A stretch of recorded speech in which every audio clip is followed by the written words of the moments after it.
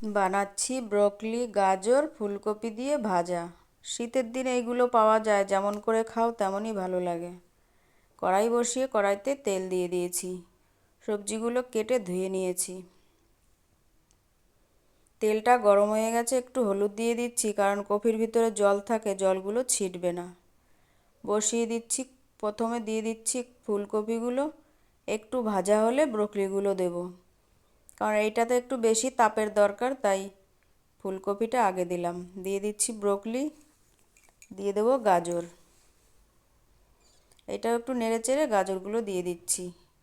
দিয়ে দিচ্ছি 4টে কাঁচা লঙ্কা চিড়ে। এবার আস্তে আস্তে ভেজে নেব।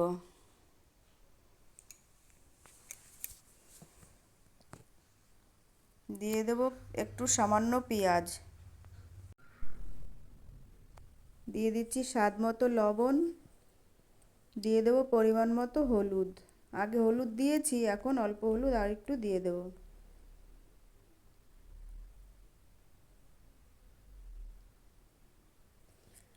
আমার এই রান্না যদি তোমাদের ভালো লাগে, শেয়ার করো, সাবস্ক্রাইব করো, লাইক দিও। হয়ে গেছে আমার ব্রকলি, আলু, গাজর দিয়ে ভাজা।